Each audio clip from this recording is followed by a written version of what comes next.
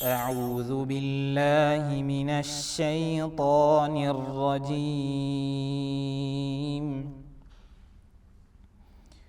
بسم الله الرحمن الرحيم.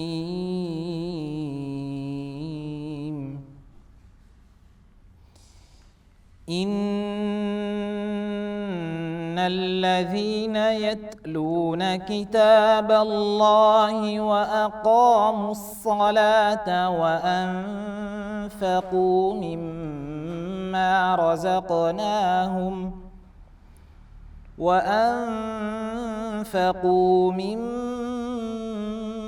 رزقناهم سرا وعلانية يرجون تجارة لن تبور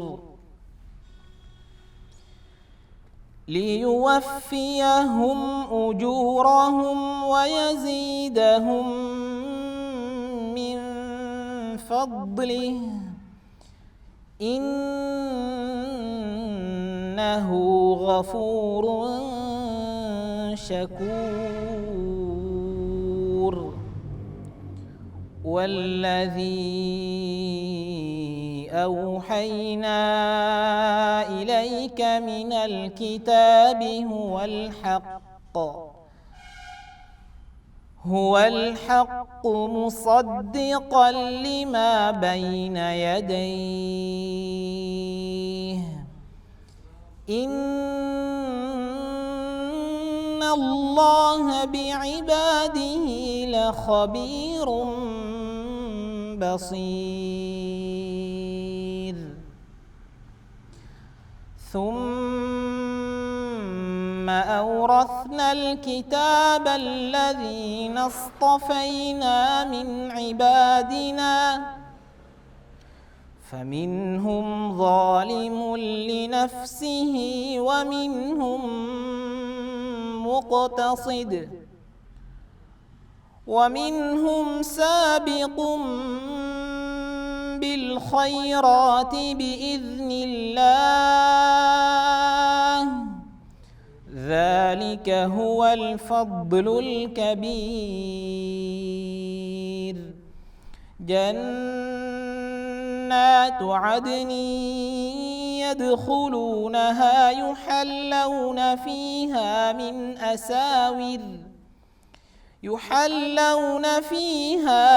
أساور من ذهب ولؤلؤا ولباسهم فيها حرير. وقالوا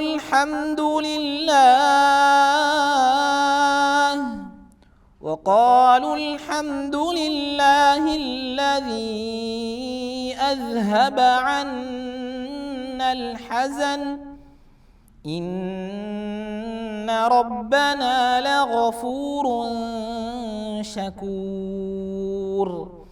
الذي أحلنا دار المقامة من فضله لا يمسنا فيها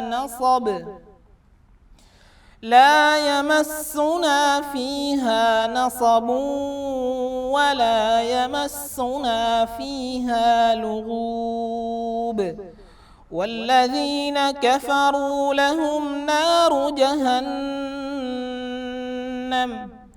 لا يقضى عليهم فيموتوا ولا يخفف عنهم من عذابها كذلك نجزي كل كفور. وهم يصطرخون فيها ربنا أخرجنا نعمل صالحا غير الذي كنا نعمل أولم نعمركم ما يتذكر فيه من تذكر وجاءكم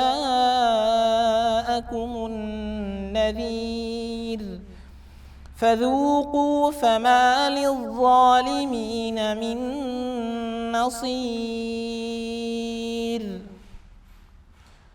إن الله عالم غيب السماوات والأرض إنه عليم بذات الصدور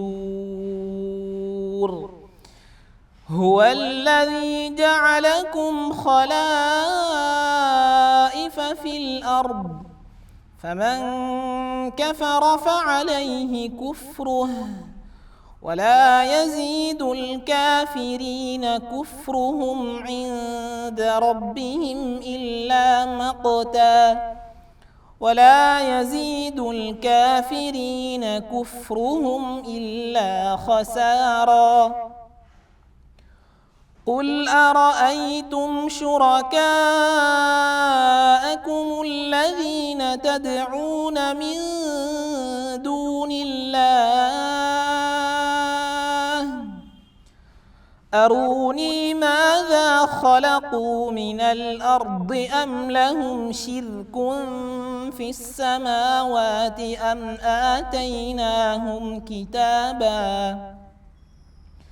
أم آتيناهم كتابا فهم على بينة منه بل إن يعد الظالمون بعضهم بعضا إلا غرورا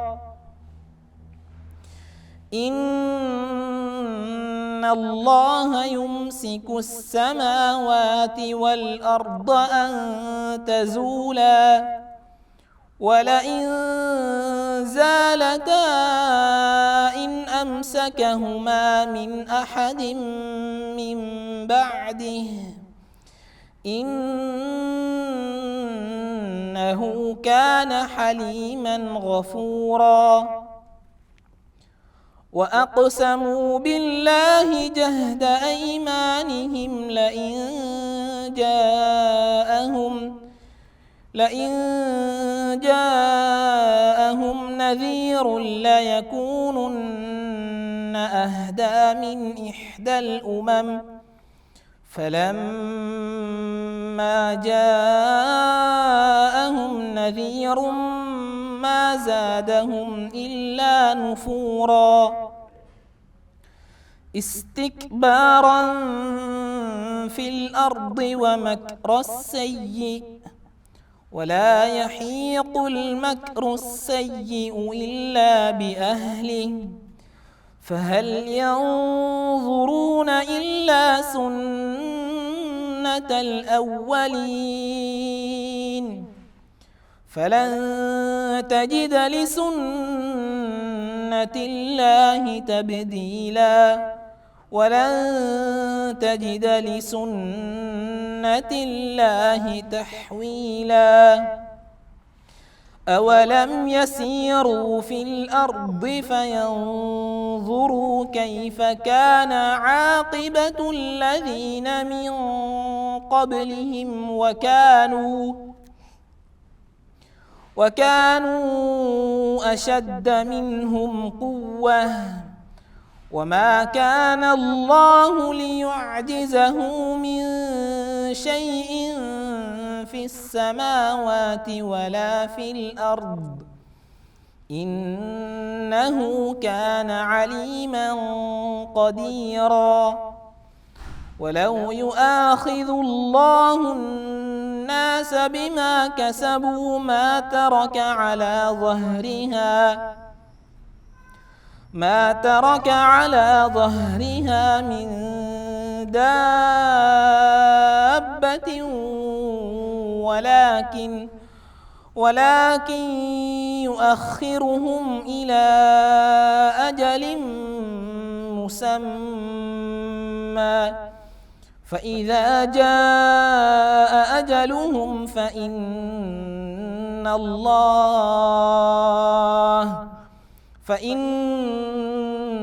الله كان بعباده بصيرا صدق الله العظيم.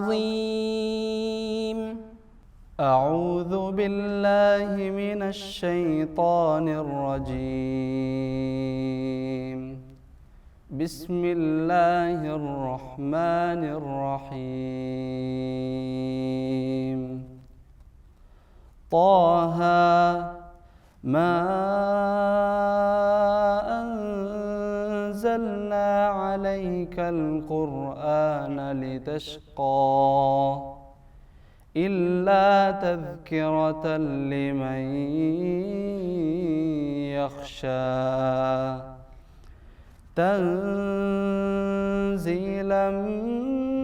ممن خلق الأرض والسماوات العلى الرحمن على العرش استوى له ما في السماوات وما في الأرض وما بينهما وما تحت الثرى وإن تجهر بالقول فإنه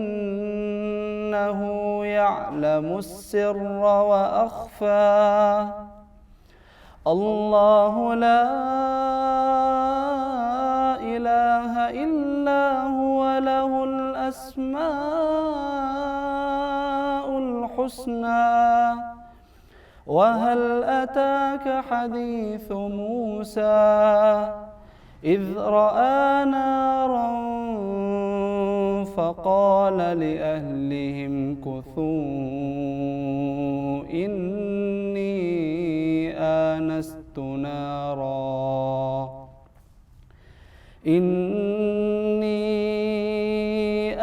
آنست نارا لعلي آتيكم منها بقبس أو أجد على النار هدى فلما أتاها نودي يا موسى إني أنا ربك فاخلع نعليك إنك بالوادي المقدس طوى وأنا اخترتك فاستمع لما يوحى إنني أنا الله لا إله إلا أنا فاعبدني لا إله إلا أنا فاعبدني وأقم الصلاة لذكري إن الساعة آتية أكاد أخفيها لتجزى كل نفس بما تسعى فلا يصدنك عنها من لا يؤمن بها واتبع هواه فتردى وما تلك بيمينك يا موسى قال هي عصاي أتوكأ عليها وأهش بها على غنمي ولي فيها مآرب أخرى قال ألقها يا موسى فألقاها فإذا هي حية تسعى قال خذها ولا تخف سنعيدها سيرتها الأولى واضمم يدك إلى جناحك تخرج بيضاء من غير سوء آية أخرى لنريك من آياتنا الكبرى اذهب إلى فرعون إنه طغى قال رب اشرح لي صدري ويسر لي أمري واحلل عقدة من لساني يفقه قولي واجعل لي وزيرا من أهلي هارون أخي اشدد به أزري وأشركه في أمري كي نسبحك كثيرا ونذكرك كثيرا إنك كنت بنا بصيرا قال قد أوتيت سؤلك يا موسى ولقد مننا عليك مرة أخرى إذ أوحينا إلى أمك ما يوحى أن اقذفيه في التابوت فاقذفيه في اليم فليلقه اليم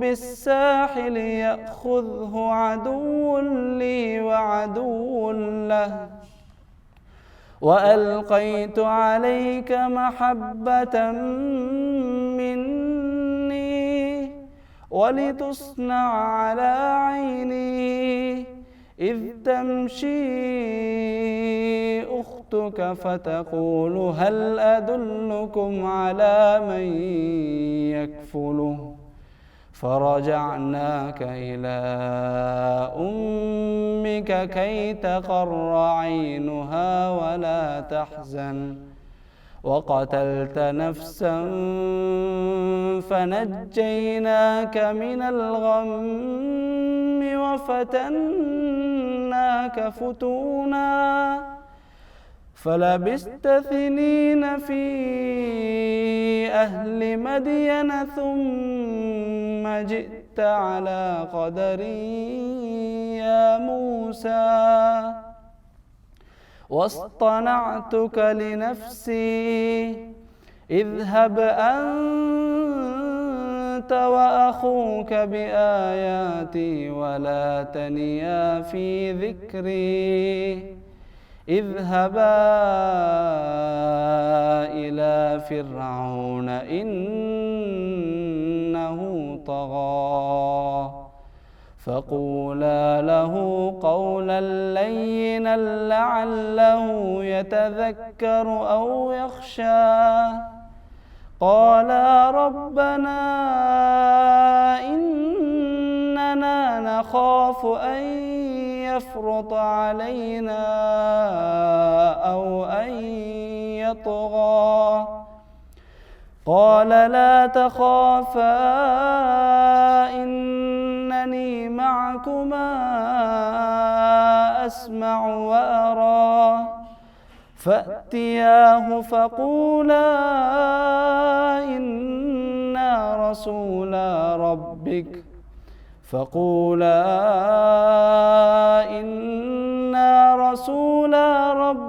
فأرسل معنا بني إسرائيل ولا تعذبهم قد جئناك بآية من ربك والسلام على من اتبع الهدى إنا قد أوحي إلينا أن العذاب على من كذب وتولى قال فمن ربكما يا موسى قال ربنا الذي أعطى كل شيء خلقه ثم هدى قال فما بال القرون الأولى قال علمها عند ربي في كتاب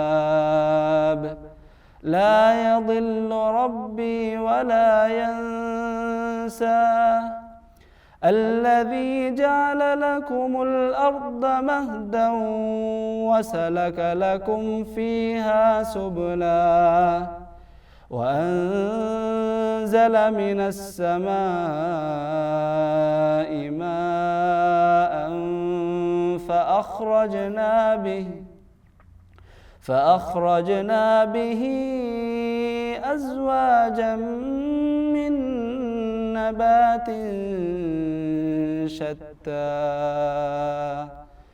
صدق الله العظيم.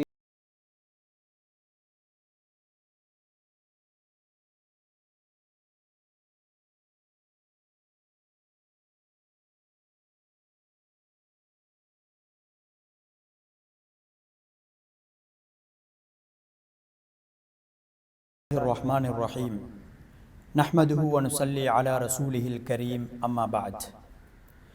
அன்புக்குரிய இஸ்லாமிய சகோதரர்களே, பெரியவர்களே, தாய்மார்களே, நேயர்களே, நாம் இஸ்லாத்திலே ஜகாத் தொடர்பான சில விடயங்களை பார்த்து வருகின்றோம். அவற்றில் மிக முக்கியமாக சில விடயங்களை கடந்த நிகழ்ச்சியிலே நாங்கள் பார்த்தோம். அந்த வகையிலே ஜகாத் என்பது எங்களுடைய சொத்துக்களை ஒருபோதும் குறைத்து விட மாட்டாது. நாம் சம்பாதிக்கக்கூடிய சொத்துக்கள் இவற்றிலே 2.5% தான் அல்லாஹு தஆலா வருடத்துக்கு நீங்கள் ஜகாத்தாக நிறைவேற்ற வேண்டும். எப்போது உங்களிடத்திலே அந்த ஜகாத்துடைய அளவை அடைந்திருக்கின்றீர்களோ அப்போதுதான் அதனை நிறைவேற்ற வேண்டும் என்பதை சொல்லி காட்டியிருக்கின்றார். அந்த 2.5% நீங்கள் அல்லாஹுக்காக வேண்டி உங்களுடைய சொத்துக்களுக்கான பாதுகாப்புக்கு நீங்கள் நிறைவேற்றக்கூடிய சந்தர்ப்பத்திலே மீதமாக இருக்கக்கூடிய 97.5% அது உங்களுக்கு சொந்தமானது என்பதை அல்லாஹு தஆலா எங்களுக்கு சொல்லி காட்டியிருக்கின்றார். அன்புக்குரிய இஸ்லாமிய சகோதரர்களே, இந்த ஜகாத்தை பொறுத்தவரையிலே இந்த ஜகாத் அல்லாஹு தஆலா எங்களுக்கு தந்த சொத்திலிருந்து கொடுக்கும்படியே சொல்லி காட்டியிருக்கின்றார். அந்த வகையிலே ஒரு நாளைக்கு ஒரு மலக்கு என்ன செய்கின்றார் என்றால் அல்லாஹு தஆலாவிடத்திலே துஆ செய்கின்றார். யாரெல்லாம் உன்னுடைய அடியார்களிலே சதகாவை கொடுக்கின்றார்களோ அப்படியானவர்களுக்கு நீ சொத்துக்களை அதிகப்படுத்தி கொடு என்பதை ஒரு மலக்கு துஆ செய்கின்றார். யாரெல்லாம் கொடுக்காமல் அதனை தேக்கி வைத்திருக்கின்றார்களோ, சேமித்து வைத்திருக்கின்றார்களோ அப்படியான அவர்களுடைய சொத்துக்களை அழித்துவிடு என்பதையும் அந்த மலக்குமார்கள் துஆ செய்து கொண்டிருக்கின்றார்கள் என்பதை கண்மணி நபிகள் நாயகம் ஸல்லல்லாஹு அலைஹி வஸல்லம் அவர்கள் எங்களுக்கு சொல்லி காட்டியிருக்கின்றார்கள். அன்புக்குரிய இஸ்லாமிய சகோதரர்களே, நாம் சேர்க்கக்கூடிய எந்த சொத்துக்களும் செல்வங்களும் எங்களுடன் இறுதி பயணத்திலே வந்து சேரமாட்டார். நாம் இறுதி பயணம் அந்த மௌத்துடைய பயணத்திலே நாம் செய்த நல்லமல்களும் நாம் மேற்கொண்ட இபாதத்துக்களும் வணக்க வழிபாடுகளும் தான் எங்களுடன் வரக்கூடியதாக இருந்து கொண்டிருக்கின்றது. நாம் சேர்த்து வைத்திருக்கக்கூடிய வாகனங்கள், சொத்துக்கள், செல்வங்கள், தோட்டம் துறவுகள், காணி பூமிகள் இவை அனைத்தும் நாம் இந்த உலகத்திலே விட்டுவிட்டு செல்ல வேண்டும் என்பதை கண்மணி நபிகள் நாயகம் ஸல்லல்லாஹு அலைஹி வஸல்லம் அவர்களுடைய ஹதீஸ் எங்களுக்கு சொல்லி காட்டியிருக்கின்றது. எனவே நாம் ஒவ்வொருவரும் நியத் வைத்துக் கொள்ள வேண்டும். எனக்குரிய ஜகாத் கடமையாக கூடிய நேரத்திலே அவற்றை நாம் நிறைவேற்ற வேண்டும் என்பதை ஒவ்வொருவரும் எங்களுடைய மனதிலே நாம் உறுதியை கொண்டு வந்து கொள்ள வேண்டும். அன்புக்குரிய இஸ்லாமிய சகோதரர்களே, இந்த ஜகாத்தை பொறுத்தவரையிலே எப்படிப்பட்ட பொருட்களிலே அல்லாஹு தஆலா எங்களுக்கு ஜகாத்தை கடமையாக்கி இருக்கின்றான் என்பதை நாம் சற்று ஞாபகம் செய்து கொள்வோம். மிக முக்கியமாக அல்லாஹு தஆலா எங்களுக்கு தந்திருக்கக்கூடிய சொத்துக்களிலே தங்கம், வெள்ளி, அதே போன்று நாணயங்கள் இவற்றிலே அல்லாஹு தஆலா அதனுடைய அளவை நிர்ணயித்து அந்த அளவுக்கு மேலதிகமாக இருக்கக்கூடிய நேரத்திலே அதிலும் அல்லாஹு தஆலா எங்களுக்கு ஜகாத்தை கடமையாக ஆக்கி வைத்திருக்கின்றார். அதே போன்றுதான் வியாபார பொருட்கள், கால்நடைகளை பொறுத்தவரையிலே ஆடு, மாடு, ஒட்டகம் ஆகிய கால்நடைகளிலே அல்லாஹு தஆலா எங்களுக்கு ஜகாத்தை கடமையாக்கி இருக்கின்றார். குறிப்பிட்ட ஒரு அளவை அது அடையக்கூடிய நேரத்திலே அவற்றிலே நாம் ஜகாத்தை நிறைவேற்ற வேண்டும். அதே போன்றுதான் பழங்கள். இப்படியாக தங்கம், வெள்ளி, நாணயங்கள், வியாபார பொருட்கள், கால்நடைகள், பழங்கள் சேமித்து வைத்து பாதுகாத்து வைக்க முடியுமான தானியங்கள், இப்படியானவற்றில் தான் அல்லாஹு தஆலா எங்களுக்கு ஜகாத்தை நீங்கள் கொடுக்க வேண்டும் என்று கட்டளையிட்டிருக்கின்றார். அன்புக்குரிய இஸ்லாமிய சகோதரர்களே, அந்த ஜகாத்தையும் நாம் எப்போது நிறைவேற்ற வேண்டும்?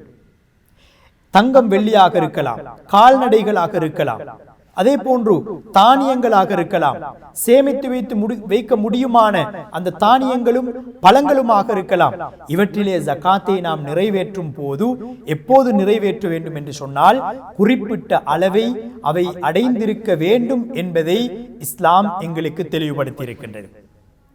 ஒரு நாளும் முஸ்லிமாக இருக்கக்கூடிய ஒவ்வொருவரும் இந்த ஜகாத்தை நிறைவேற்ற வேண்டும் என்பது கிடையாது. தங்கம், வெள்ளி ஒருவரிடத்திலே இருக்கின்றது, அதனுடைய நிசாப் என்று சொல்லப்படக்கூடிய அளவை அது அடைந்திருக்கவில்லை என்றால் அவர் அதிலே ஜகாத் கொடுக்க வேண்டிய அவசியம் கிடையாது.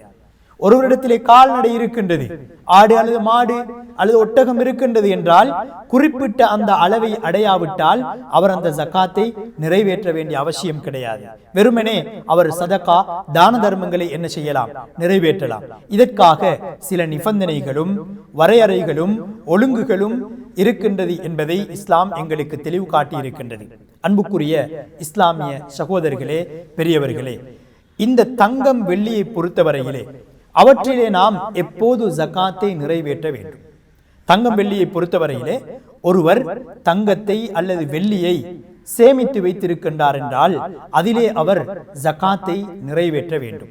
தங்கத்தை பொறுத்தவரையிலே ஒருவரிடத்திலே 10.5 பவுன் அல்லது அதைவிட கூடுதலாக இருக்குமாக இருந்தால், அல்லது 85 கிராம் தங்கம் அல்லது அதைவிட கூடுதலாக ஒருவரிடத்திலே இருக்குமாக இருந்தால் அவர் ஜகாத்தை நிறைவேற்றுவது அவர் மீது கட்டாய கடமையாகிவிடும். ஒருவர் தன்னிடத்திலே என்ன செய்திருக்கின்றார்? தங்கத்தை வாங்கி வைத்திருக்கின்றார். சிலர் இருக்கின்றார்கள், அவர்களுடைய பணத்தை பாதுகாத்துக் கொள்வதற்கு முடியாத காரணத்துக்காக தங்கத்தையும் அல்லது வெள்ளியையும் வாங்கி லொக்கரிலே அவர்கள் வைத்திருப்பார்கள். அவர்களின் மீதும் இந்த ஜகாத் கடமையாகி விடுகின்றது. ஒருவர் வாங்கி வைத்திருக்கின்றார், அந்த தங்கம் 10.5 பவுனை விட தாண்டி விடுகின்றது, அல்லது 85 கிராமை விட அந்த தங்கம் தாண்டி விடுகின்றது என்றால் அவர் அதிலே 2.5 வீதம் ஜகாத் கொடுக்க வேண்டும். 2.5 வீதம் அவர் அதிலே ஜகாத்தை கொடுக்க வேண்டும். ஒருவர் அந்த தங்கத்தை வாங்கிய நோக்கம் என்னவென்றால் தன்னுடைய பயன்பாட்டுக்காக, தான் அதனை உபயோகிக்க வேண்டும் என்ற நோக்கத்திலே அவர் தங்கத்தை வாங்கியிருந்தால் அதிலே அவருக்கு ஜகாத் கடமையாக மாட்டாது என்பதை ஆலிம்கள், உலமாக்கள், மார்க்க அறிஞர்கள் தெளிவுபடுத்தி இருக்கின்றார்கள். வெறுமனே தான் அணிய வேண்டும், தான் அதனை பாவிக்க வேண்டும் என்பதற்காக வாங்கி வைத்திருந்தால் அதிலே ஜகாத் கடமையாக மாட்டாது. ஆனால் அது வீண் விரயத்துடைய அளவுக்கு செல்லுமாக இருந்தால் அப்போதுதான் அதிலே ஜகாத் கடமையாகும் என்பதை உலமாக்கள் தெளிவுபடுத்தி இருக்கின்றார்கள். அன்னை ஆயிஷா ரலியல்லாஹு அன்ஹா அவர்கள் ஒரு ஹதீஸிலே சொல்லி காட்டினார்கள், எங்களிடத்திலே இருந்த அவர்களுடைய சகோதரியின் 2 பெண் மக்கள் இருந்தார்கள். அவர்கள் தங்க ஆபரணங்களை அணிவிப்பார்கள், ஆனால் அதற்கு ஜகாத்தை கொடுக்க மாட்டார்கள் என்பதை ஆயிஷா ரலியல்லாஹு அன்ஹா அவர்கள் சொல்லி காட்டுகின்றார்கள். அதே போன்று அஸ்மா ரலியல்லாஹு அன்ஹா அவர்களும் சொல்லி காட்டுகின்றார்கள், தங்க ஆபரணங்களை நாங்கள் எங்களுடைய பிள்ளைகளுக்கு அணிவிப்போம், ஆனால் அவற்றிலே நாம் ஜகாத்தை நிறைவேற்ற மாட்டோம். இதனை அடிப்படையாக வைத்து எமது நாட்டிலே நாம் ஷாஃபிஈ மதுஹபை அடிப்படையாக கொண்டு எங்களுடைய மார்க்க விவகாரங்களிலே நாம் மேற்கொண்டு வருகின்றோம். அந்த வகையிலே இமாம் ஷாஃபி ரஹிமஹுல்லாஹ் அவர்களிடத்திலே பாவிக்கக்கூடிய நகைகளிலே ஜகாத்தை கொடுப்பதற்கு அவசியம் கிடையாது என்ற விடயத்தை சொல்லி காட்டியிருக்கின்றார்கள். இருந்தும் வேறு சில அறிஞர்கள் அணியக்கூடிய அந்த தங்கத்திலும் ஆபரணங்களிலும் ஜகாத்தை நிறைவேற்றுவது சிறந்தது நல்லது என்ற கருத்துக்களை சொல்லி காட்டியிருக்கின்றார்கள். இருந்தாலும் நாம் அணியக்கூடிய ஆபரணங்கள் வீண் விரயத்தை தாண்டுமாக இருந்தால் அப்போது அவை அனைத்திலும் ஜகாத்தை நிறைவேற்ற வேண்டும் என்பதை மார்க்க அறிஞர்கள் எங்களுக்கு சொல்லி காட்டியிருக்கின்றார்கள். எனவே அன்புக்குரிய இஸ்லாமிய சகோதரர்களே, தாய்மார்களே, நாம் எங்களுடைய அந்த பணத்தை பாதுகாப்பதற்கு பகரமாக அதனை தங்கமாக மாற்றி நாம் லொக்கரிலே வைத்திருப்போம் அல்லது அதனை பாதுகாக்கக்கூடிய இடங்களிலே பாதுகாப்புக்காக வைத்திருப்போம் என்றால் அவற்றிலும் ஜகாத்தை நிறைவேற்றுவது எம்மீது அவசியமாக இருந்து கொண்டிருக்கின்றது. எப்போது நாம் அந்த தங்கத்துக்குரிய ஜக்காத்தை நாம் நிறைவேற்றுகின்றோமோ அப்போது அல்லாஹு தஆலா அவற்றை எங்களுக்கு பாதுகாத்து தருவதற்கு மிகப்பெரிய ஒரு கேடயமாக இருந்து கொண்டிருக்கின்றது என்பதை எம் மனதிலே நாம் பதிய வைத்துக் கொள்ள வேண்டும். எனவே அன்புக்குரிய இஸ்லாமிய சகோதரர்களே, எங்களுடைய இந்த விடயங்களை அல்லாஹு தஆலா சரியான முறையிலே இவற்றுக்கான தங்கம் வெள்ளியுடைய தங்கத்தினுடைய ஜகாத்தை அழகான முறையிலே அவற்றை கணக்கு பார்த்து அந்தந்த நேரத்திலே நிறைவேற்றுவதற்குரிய சந்தர்ப்பத்தை எம் அனைவருக்கும் தந்தருள்வானாக. வ ஆகிரு தஅவானா அனில் ஹம்துலில்லாஹி ரப்பில் ஆலமீன்.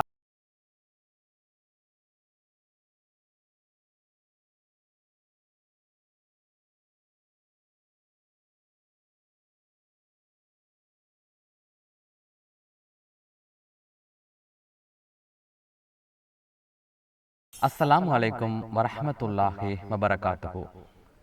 மனிதனுக்கு நேர்வழி காட்டுவதற்காக அருளப்பட்ட அல் குர்ஆன் அருளப்பட்ட புனித ரமலான் மாதத்திலே இருக்கின்றோம். அல் குர்ஆன் எதற்காக அருளப்பட்டது? மனிதனுக்கு வழிகாட்டுவதற்காக அருளப்பட்ட இந்த வஹீயின் முக்கியத்துவம் என்ன? இந்த விடயம் சம்பந்தமாக இன்றைய இந்த நிகழ்ச்சியிலே நாங்கள் கலந்துரையாட தயாராகின்றோம். இன்றைய இந்த நிகழ்ச்சியும் பேர்வலை ஜாமியா நலிமியா கலாபீட வளாகத்தில் ஒளிப்பதிவு செய்யப்படுகின்றது. பேர்வலை ஜாமியா நலிமியா கலாபீடத்தினுடைய முதல்வர் அஷேக் ஏசி அகார் முகமது அவர்கள் இன்றைய நிகழ்ச்சியிலே கலந்து கொள்கின்றார். அஸ்ஸலாமு அலைக்கும் வரஹ்மத்துல்லாஹி வபரகாத்துஹு. நான் ஏற்கனவே குறிப்பிட்டதை போன்று வஹி இறைவனுடைய அந்த வசனங்கள் எதற்காக மனிதனுக்கு வழங்க அருளப்பட்டிருக்கின்றது? அது எவ்வாறு மனிதனை நேர்வழியில் செல்வதற்காக இறைவனுடைய வசனங்கள் எதற்காக தேவைப்படுகின்றது? பிஸ்மில்லாஹிர் ரஹ்மானிர் ரஹீம். நஹ்மதுஹு வ நுஸல்லி அலா ரசூலில் கரீம். உண்மையிலேயே சமகாலத்தை பொறுத்தவரையில் கண்டிப்பாக கட்டாயமாக கலந்துரையாட வேண்டிய ஒரு பொருளாக இந்த பொருளை நான் பார்க்கிறேன். இறைவன் மனிதனை படைத்துவிட்டு அவனுக்கு தேவையான வழிகாட்டலை வழங்காமல் அவனை விட்டுவிடவில்லை.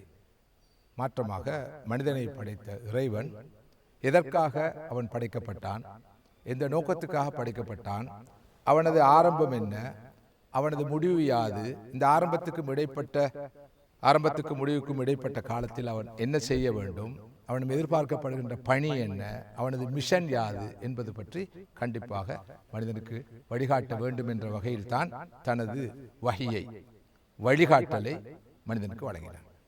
வஹி என்பது அல்ல ரெவலேஷன் என்று ஆங்கிலத்திலே வழங்கப்படுகின்ற இறை வாக்கு என்பது, இறை வழிகாட்டல் என்பது மனித சமுதாயம் என்று தோன்றியதோ அன்று முதல் இறுதி நபி முஹம்மது ஸல்லல்லாஹு அலைஹி வஸல்லம் அவர்கள் வரைக்கும் தொடர்ந்தேர்ச்சியாக இறைவனால் வழங்கி வந்திருப்பதை நாம் தெளிவாக பார்க்கிறோம். ஏன் இறைவாக்கு அவசியம், ஏன் இறை வழிகாட்டல் மனிதனுக்கு அவசியம் என்ற கேள்வி அவ்வப்போது எழுப்பப்படுவதுண்டு. இன்னும் தெளிவாக சொல்வதாக இருந்தால், மனிதனுக்கு மதம் தேவையா, மார்க்கம் தேவையா, மார்க்கத்துக்கும் மதத்துக்கும் அடிப்படையாக இருக்கின்ற வகி மனிதனுக்கு இறை வழிகாட்டல் மனிதனுக்கு அவசியமா என்ற கேள்வி மனித வரலாறு நெடுகிலும் எழுப்பப்பட்டு வந்தாலும், குறிப்பாக நானும் நீங்களும் வாழ்ந்து கொண்டிருக்கிற இந்த காலத்தை பொறுத்தவரையிலே மதத்தை நம்பாதவர்கள், இறை வழிகாட்டலை நம்பாதவர்கள், நாஸ்திகம் பேசுபவர்கள் அதிகரித்துவிட்டு காரணத்தினால், இது அறிவியல் யுகம், விஞ்ஞான யுகம், மனிதன் தனது பகுத்தறிவை மிக வேகமாக தீவிரமாக பிரயோகிக்கின்ற காலம். எனவே இந்த காலத்திலே மதத்துக்கு அல்லது மதத்துக்கும் அடிப்படையாக அமைந்த இறை வழிகாட்டலுக்கு உண்மையான ஒரு அவசியமோ தேவையோ இல்லை என்ற கருத்து மிகைத்துவிட்ட ஒரு காலம் இது. எனவே இது பற்றி கொஞ்சம் அறிவுபூர்வமாக சில விஷயங்களை பகிர்ந்து கொள்ள வேண்டிய தேவை இருக்கிறது. மனிதனுக்கு 2 வகையான பிரச்சனைகள் உண்டு. முதல் வகை பிரச்சனைகளை நாங்கள் இமீடியட் ப்ராப்ளம்ஸ் என்று சொல்லுவோம். உடனடி பிரச்சனைகள். மனிதனுக்கு உணவு தேவை, உடை தேவை, சுகாதார தேவைகள் உண்டு. இது போன்ற இன்னொரு உலக தேவைகள் மனிதனுக்கு உண்டு. இந்த இமீடியட் ப்ராப்ளம்ஸ் என்று சொல்லப்படுகின்ற உடனடி தேவைகளை மனிதன் நிறைவேற்றிக் கொள்வதற்காக அல்லது அவனது இந்த உடனடி பிரச்சனைகளுக்கான தீர்வுகளை கண்டுகொள்வதற்காக இறைவன் மனிதனுக்கு கொடுத்திருக்கின்ற ஒரு அம்சம்தான் பகுத்தறிவு, இன்டலெக்ட். மனிதன் பகுத்தறிவை பிரயோகித்து அவனது உடனடி பிரச்சனைகளை தீர்த்து கொள்ள வேண்டும். மனிதன் இறைவன் வழங்கிய இந்த பகுத்தறிவை லோஸ் ஆஃப் நேச்சர் என்று சொல்லப்படுகின்ற இயற்கை நியதிகள் மீது பிரயோகித்தான். அதன் விளைவுதான் டெக்னாலஜி என்ற தொழில்நுட்பம், அந்த சயின்ஸ் என்ற விஞ்ஞானம். சயின்ஸை மனிதன் பிரயோகித்ததன் விளைவுதான் டெக்னாலஜி என்ற தொழில்நுட்பம். எனவே இன்டலெக்ட், பகுத்தறிவு, அதனை லோஸ் ஆஃப் நேச்சர், இந்த பிரபஞ்ச நியதிகளை மனிதன் பிரயோகித்ததன் விளைவு சயின்ஸ் என்ற அறிவியல், விஞ்ஞானம். அறிவியலை மனிதன் பிரயோகித்ததன் விளைவுதான் டெக்னாலஜி, தொழில்நுட்பம். இன்று நாம் கண்டுகொண்டிருக்கிற இந்த எல்லா அறிவியல் முன்னேற்றங்களுக்கும் பின்னால் இருப்பது மனிதனுக்கு இறைவன் வழங்கிய அந்த பகுத்தறிவு. பகுத்தறிவு என்பது இறைவன் கொடுத்திருக்கிற ஒரு வழிகாட்டு. அது உடனடி பிரச்சனை தீர்ப்பதற்காக மட்டுமே வழங்கப்பட்டிருக்கிறது. ஆனால் மனிதனுக்கு இன்னொரு வகையான பிரச்சனைகள் உண்டு. அவற்றை நாங்கள் அல்டிமேட் ப்ராப்ளம்ஸ் என்று சொல்லுவோம். நித்திய பிரச்சனைகள். நான் யார், நான் எது, நான் எங்கிருந்து வந்தேன், நான் எங்கு செல்வேன், இந்த உலக வாழ்க்கையில் என்னிடம் என்ன எதிர்பார்க்கப்படுகிறது, நான் என்ன செய்ய வேண்டும், எனது பணி என்ன, இந்த கேள்விகளுக்கான விடைகளை கண்டிப்பாக கட்டாயமாக வெறுமனே இந்த பகுத்தறிவால் மாத்திரம் கண்டுகொள்ள முடியவே முடியாது. ஏன்? இந்த பகுத்தறிவுக்கு 2 லிமிடேஷன்ஸ் உண்டு, வரையறைகள் உண்டு. ஒன்று டைம், காலம் நேரம் என்ற ஒரு வரையறை உண்டு. இரண்டாவது ஸ்பேஸ், இடம் என்ற வரையறை உண்டு. இந்த பகுத்தறிவால் காலத்தை கடந்து சிந்திக்க முடியாது, இடத்தை கடந்து பார்க்க வேண்டியதை பார்க்க முடியாது. எனவே உடனடி பிரச்சனைகளை தீர்த்துக் கொள்வதற்குத்தான் பகுத்தறிவு. இந்த நிலையான பிரச்சனைகளை, நித்திய பிரச்சனைகளை தீர்த்துக் கொள்வதற்கு மனிதனுக்கு இன்னொரு பகுத்தறிவு அல்லாத வழிகாட்டல் தேவைப்படுகிறது. இறைவன் அதை அறிந்தவன்.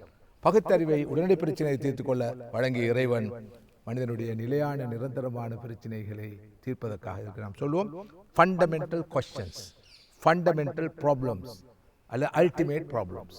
இவற்றை தீர்ப்பதற்கு இறைவன் மனிதனுக்கு வழங்கியதுதான் அவனது வழிகாட்டல். எனவே இந்த வகையில் தனது வகையை, தனது ரெவலேஷனை, வழிகாட்டலை, இறைவாக்கை இறை தூதர்கள் கூட கொடுத்தான். இந்த வகையில் தான் உலகத்துக்கு 1,24,000க்கும் மேற்பட்ட ரசூல்மார்கள், நபிமார்கள், இறை தூதர்கள், தீர்க்கதரிசிகள் வந்தார்கள். இறைவனுடைய வழிகாட்டலை கொடுத்தார்கள்.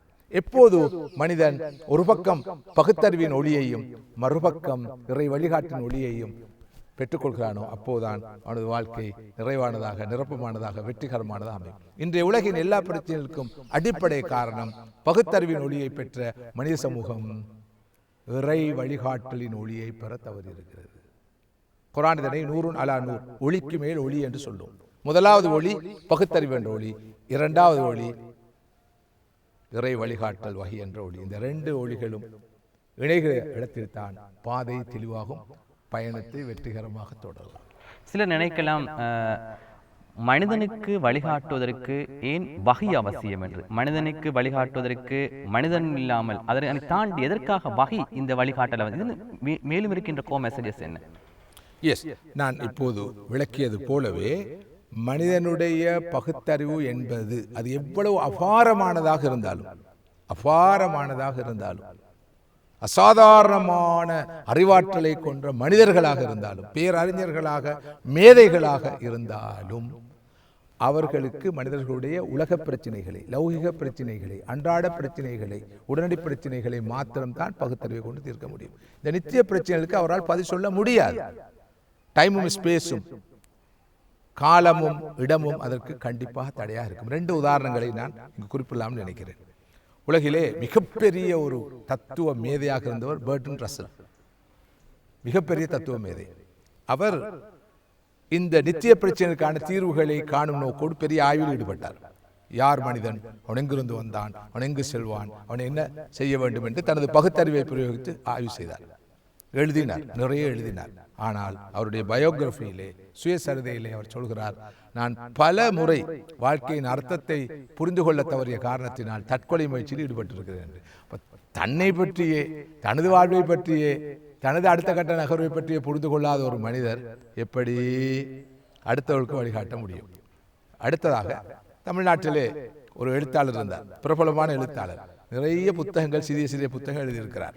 அவர் ஒரு புத்தகம் எழுதினார், 100 ஆண்டு காலம் வாழ்வது எப்படி, 100 வருஷம் வாழ்வது எப்படி என்ற ஒரு புத்தகம். இன்னொரு புத்தகம் எழுதினார், மாரடைப்பிலிருந்து தன்னை காத்துக்கொள்வது எப்படி. 2 புத்தகங்கள். பரவலாக இந்த புத்தகங்கள் மக்கள் மத்தியில் வரவேற்பை பெற்றன. ஆனால் அந்த எழுத்தாளர் 50 வயதிலே மாரடைப்பினால் மரணமானார். 50 வயதிலே மாரடைப்பினால் மரணமானார். நான் என்ன சொல்ல வருகிறேன் என்றால், ஒரு மனிதனுடைய ஆயுளை யாராலும் தீர்மானிக்க முடியாது, அது இறைவனுடைய கையில் இருக்கிறது. சில வகையான அனர்த்தங்களிலிருந்து மனிதனை பாதுகாத்துக் கொள்வதற்கான வழிகாட்டலை கொடுக்கலாம், பௌதிக காரணிகளை கவனத்தில் கொண்டு. ஆனால் முடிவான முடிவுகளாக எந்த முடிவுகளையும் சொல்ல முடியாது. சில அம்சங்கள் இறைவனுடைய கையில் தான் இருக்கின்றன. எனவே அந்த வகையிலே நிச்சயமாக மனிதனுடைய அடிப்படையான பிரச்சனைகளுக்கு, நித்திய பிரச்சனைகளுக்கு, அவனது வாழ்வு தொடர்பான சில பிரச்சனைகளுக்கு தீர்வை காண இறை வழிகாட்டல் அவசியம். இறை வழிகாட்டல் இல்லாத போது மனிதன் திசை தெரியாமல், திக்கு தெரியாமல் வழி தவறி போய் தன்னை தொலைத்துக் கொள்வான் என்பதுதான் உண்மை. அல் குர்ஆன் அருளப்பட்ட புனித ரமலான் மாதத்தில் நாங்கள் இருக்கின்றோம். அல் குர்ஆன் அறிவின் ஊற்றாக திகழ்கின்றது. அறிவுக்கும் அறியாமைக்கும் இடையிலான வழிகாட்டலாக இந்த அல் குர்ஆன் இருக்கின்றது. இதனை இன்று சமூகம் பயன்படுத்துகின்றதா என்ற கேள்வி இருக்கின்றது. நியாயமான ஒரு கேள்வி. உண்மையில் புனித அல் குர்ஆன் இறக்கி அருளப்பட்ட இந்த மாதத்திலே அல் குர்ஆன் பற்றிய பரவலான ஒரு புரிதலை ஏற்படுத்த வேண்டிய அவசியம் இருக்கிறது. அல் குர்ஆன் ஓதுவதற்காக இறக்கி அருளப்பட்ட ஒரு வேத நூலாக இருப்பது போல அது விளங்குவதற்காகவும் இறக்கி அருளப்பட்டது.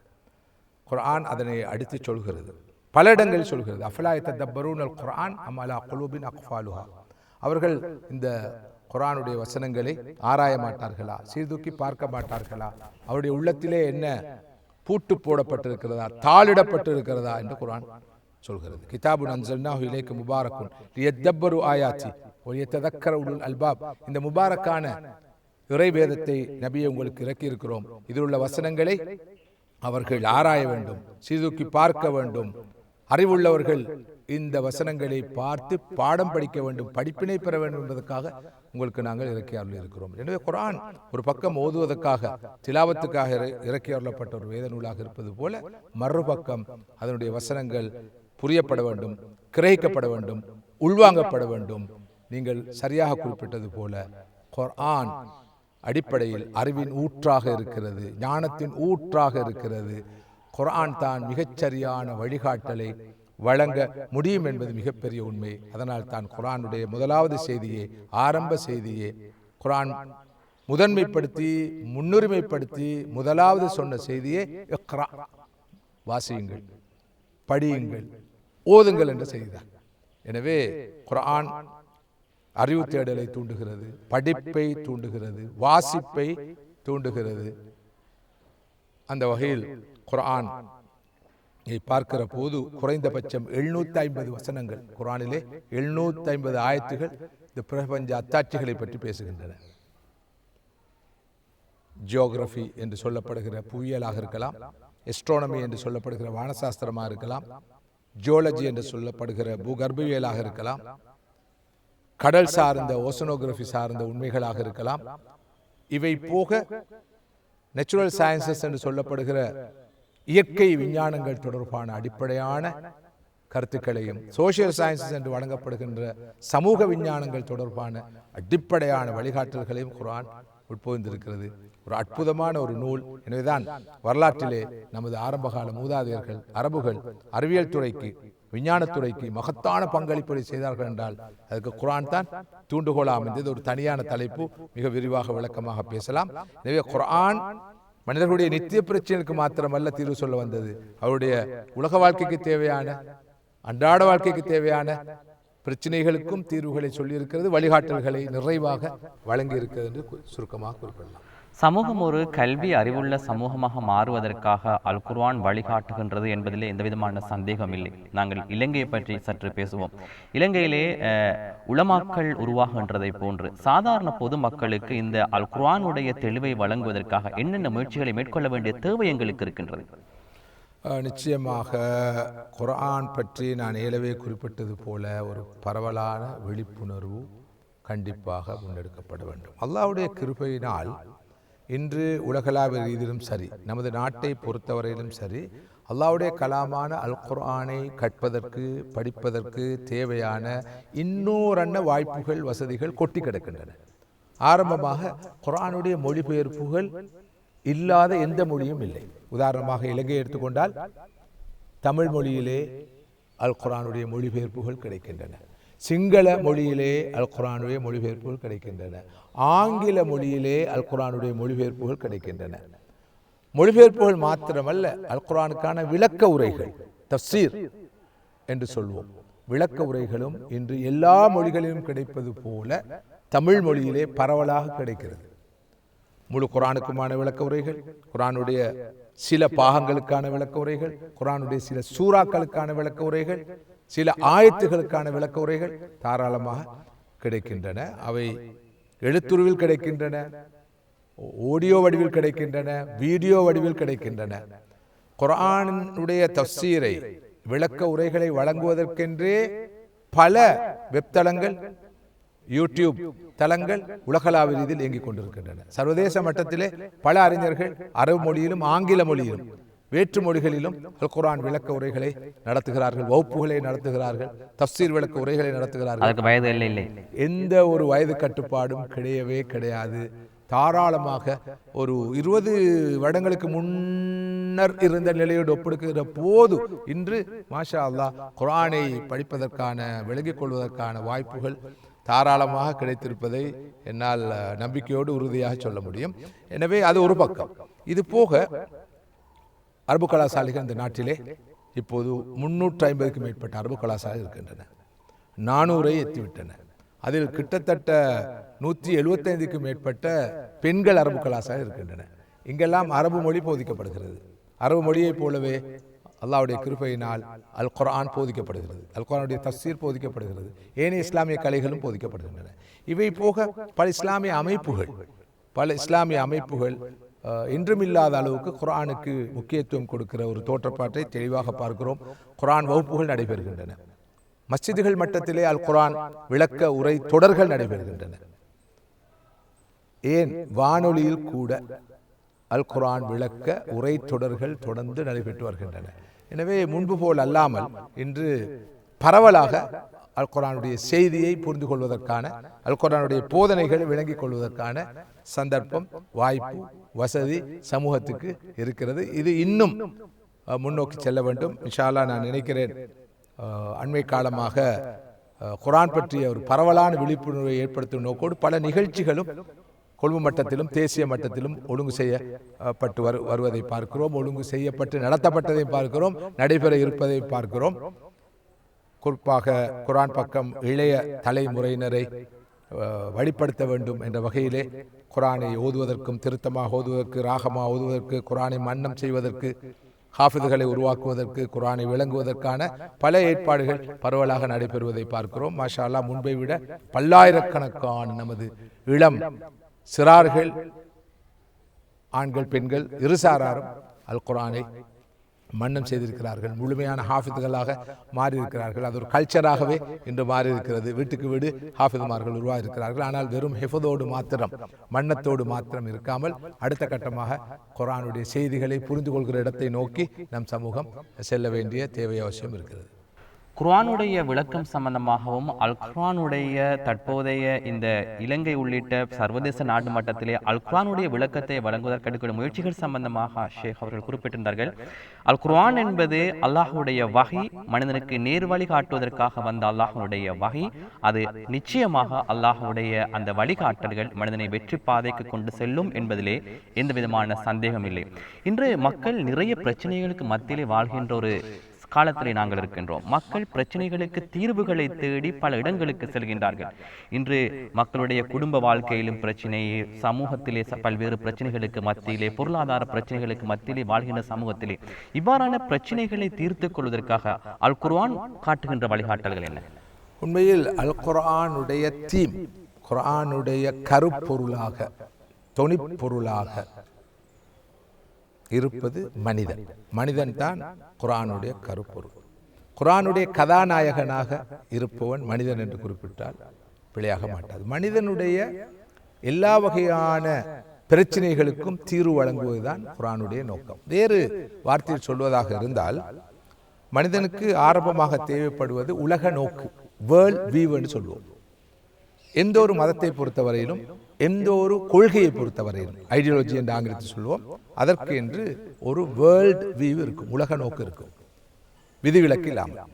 அந்த வகையில் மனிதனுக்கு இருக்க வேண்டிய வேர்ல்ட் வியூ என்ன, உலக நோக்கு யாது என்பதை தெளிவாக, முடிவாக, விரிவாக, விளக்கமாக அல் குர்ஆன் சொல்கிறது. இந்த குர்ஆன் சொல்லும் வேர்ல்ட் வியூவை, உலக நோக்கை புரிந்து கொண்டாலே மனிதனுடைய வாழ்க்கையின் எல்லா பிரச்சனைகளும் கண்டிப்பாக தீர்ந்துவிடும், தீர்க்கப்பட்டு விடும். குர்ஆன் உலக நோக்கு என்ற வகையில் 3 விஷயங்களை பேசுகிறது. முதலாவது, இந்த மனிதன் யார்? நான் ஏற்கனவே சொன்னது போல, இவன் ஏன் படைக்கப்பட்டான், இவனுடைய ஆரம்பம் என்ன, முடிவு யாது, இந்த உலகிலே அவனிடம் எதிர்பார்க்கப்பட்ட பணி என்ன என்பதை குர்ஆன் விளக்கமாக சொல்லும். இரண்டாவதாக, இந்த வாழ்வு எத்தகையது, இந்த உலக வாழ்வு எத்தகையது, இதன் தன்மை என்ன, உண்மை நிலை யாது என்பது பற்றி குர்ஆன் விரிவாக விளக்கமாக சொல்கிறது. பிறகு அடுத்த கட்டமாக இந்த பிரபஞ்சம் ஏன் உருவாக்கப்பட்டது, எதற்காக உருவாக்கப்பட்டது, இதன் பின்னால் உள்ள நோக்கம் என்ன என்பதை பற்றி மிக தெளிவாக விளக்கமாக சொல்கிறது.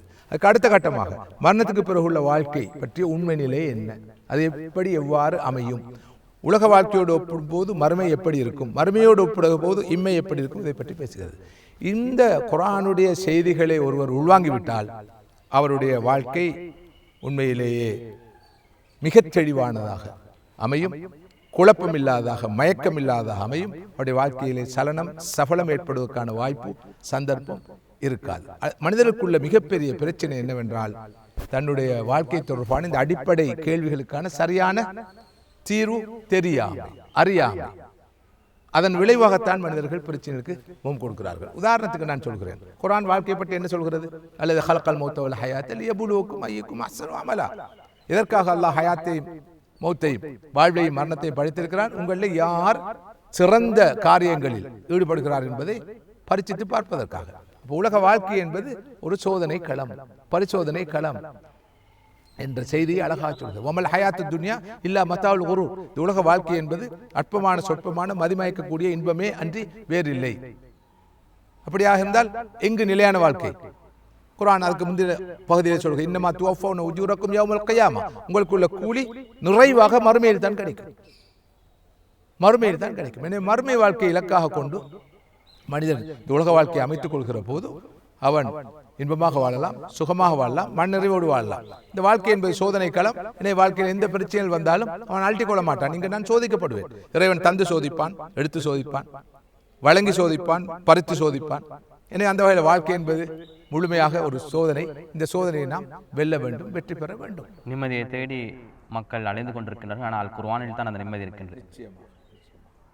ஆம், நாங்கள் இன்று புனித அல் குர்ஆன் அருளப்பட்ட புனித ரமலான் மாதத்திலே அல் குர்ஆன் எவ்வாறு மனிதனுக்கு வழிகாட்டுகின்றது, குறிப்பாக அறிவின் ஊற்றாக திகழ்கின்ற அல் குர்ஆன் அறிவுள்ள சமூகத்தை உருவாக்குவதற்காக எவ்வாறு போதிக்கின்றது, வழிகாட்டுகின்றது என்ற விடயம் சம்பந்தமாக இன்றைய நிகழ்ச்சியூடாக நாங்கள் பேசினோம். இன்ஷா அல்லாஹ் அதன்படி அமல் செய்வதற்கு எல்லாம் வல்ல அல்லாஹ் நம் அனைவருக்கும் அருள் புரியட்டும். இன்றைய இந்த நிகழ்ச்சியில் கலந்து கொண்டு இந்த விளக்கங்களை வழங்கிய பெர்வலை ஜாமியா நலிமியா கலாபீடத்தினுடைய முதல்வர் அஷேக் ஏசி அகார் முகமது அவர்களுக்கு எமது மனப்பூர்வம் நன்றிகள்.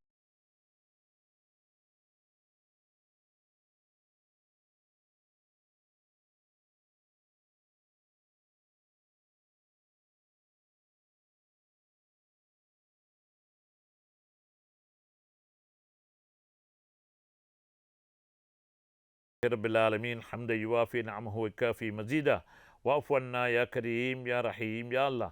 اللهم صل على سيدنا نبينا مولانا محمد.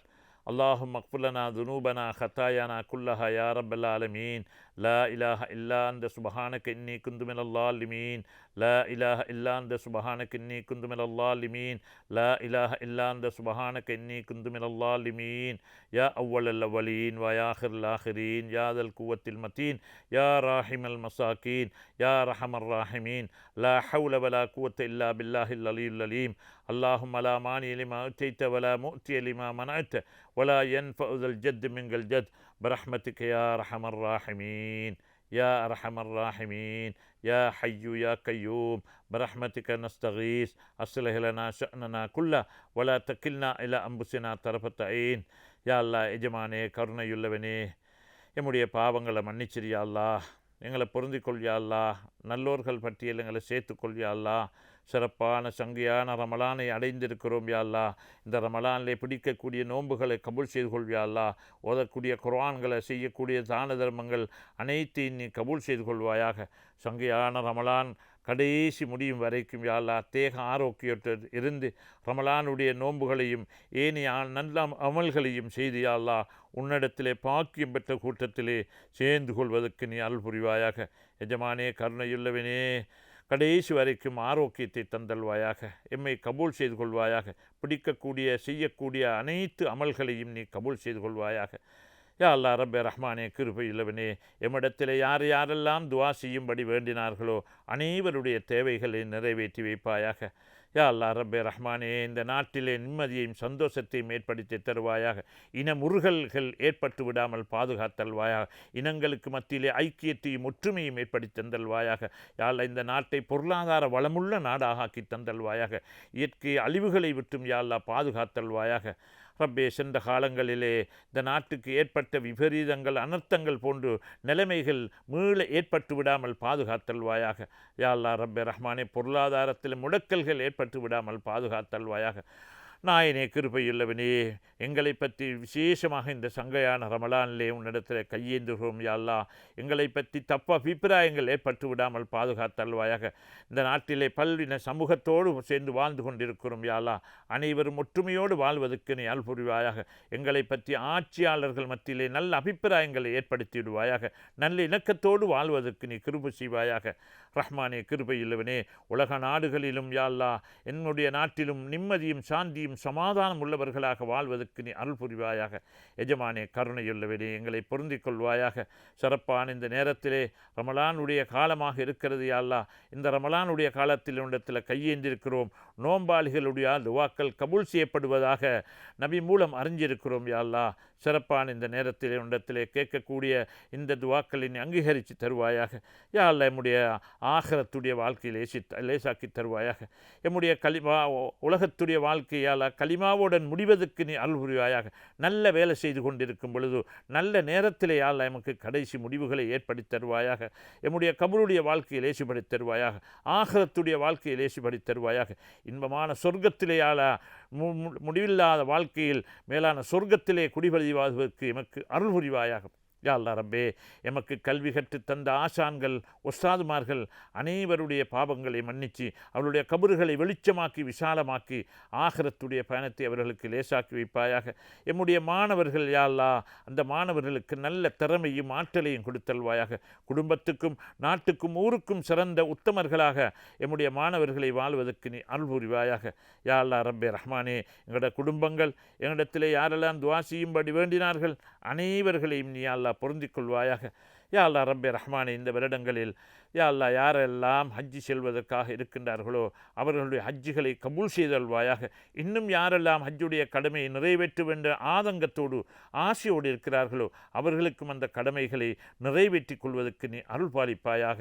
எஜமானே, கிருபையுள்ளவனே, எம்முடைய துவாக்களை நீ அங்கீகரித்து தருவாயாக, எங்களை கபூல் செய்தருவாயாக.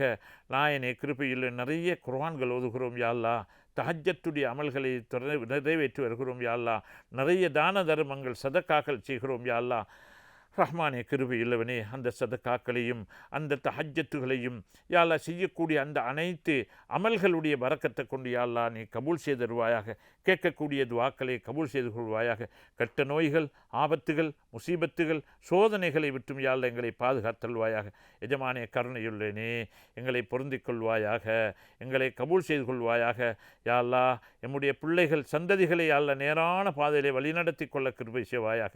யா அல்லா ரப்பே, வழிகேடுகள் நிறைஞ்ச காலம் யா அல்லா, அந்த வழிகேடுகளை விட்டும் எம்முடைய பிள்ளைகளை நீ பாதுகாத்தல்வாயாக.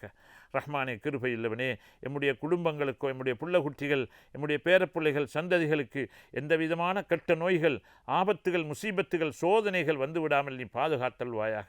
யா அல்லா ரப்பே ரஹ்மானே, இரக்கம் உள்ளவனே, எங்களுடைய துவாக்களை நீ கபூல் செய்து கொள்வாயாக, ஏற்று தருவாயாக.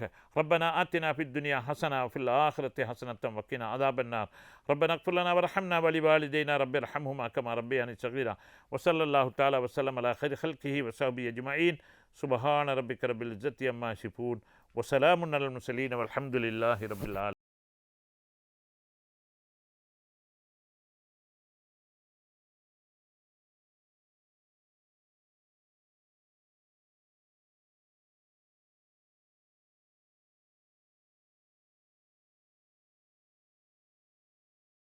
أعوذ بالله من الشيطان الرجيم.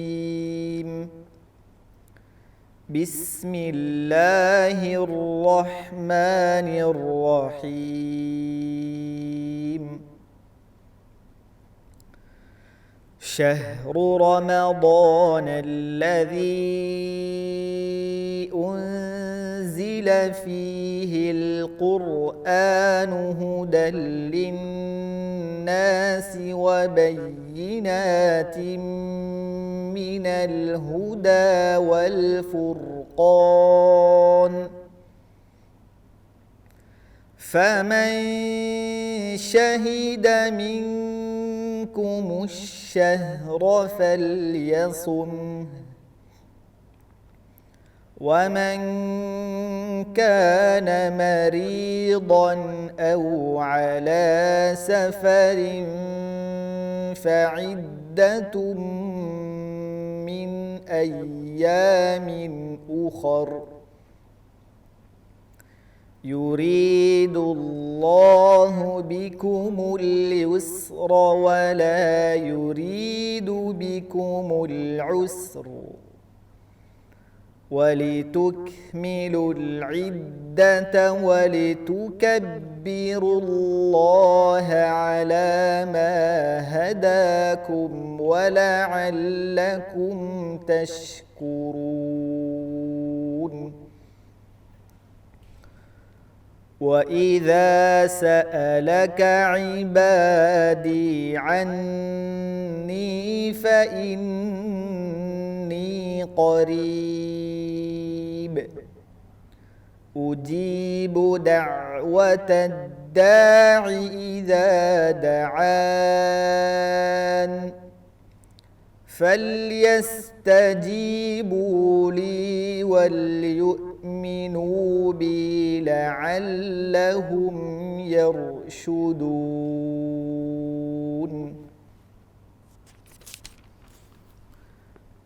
أحل لكم ليلة الصيام الرفث إلى نسائكم هن لباس لكم وأنتم لباس لهن. علم الله أنكم كنتم تختارون تختانون أنفسكم فتاب